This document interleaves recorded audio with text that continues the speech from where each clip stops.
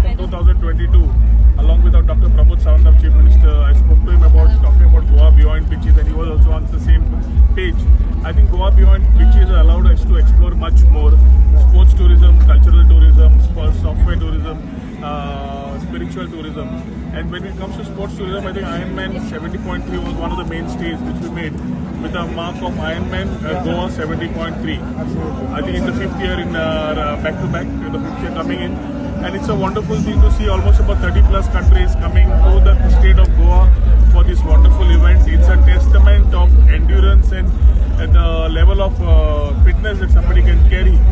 Our Prime Minister talks about Fit India, and that allows us, all of us, to get into that grouping.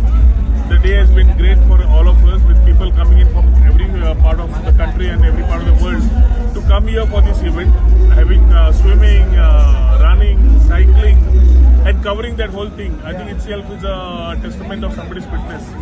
It gives and encourages many more, it motivates and does inspire many more.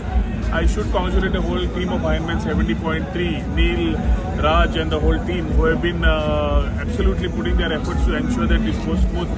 We have been collaborating as Goa Tourism along with them for the last number of years, so that we are able to work together and collaborate. I strongly feel collaboration is the key to success. Government can just be a facilitator, and that's the work we are doing.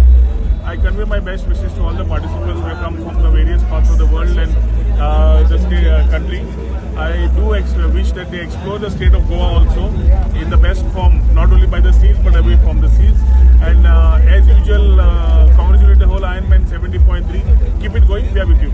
Amazing. Thank you so much, sir. Thank you. Thank you.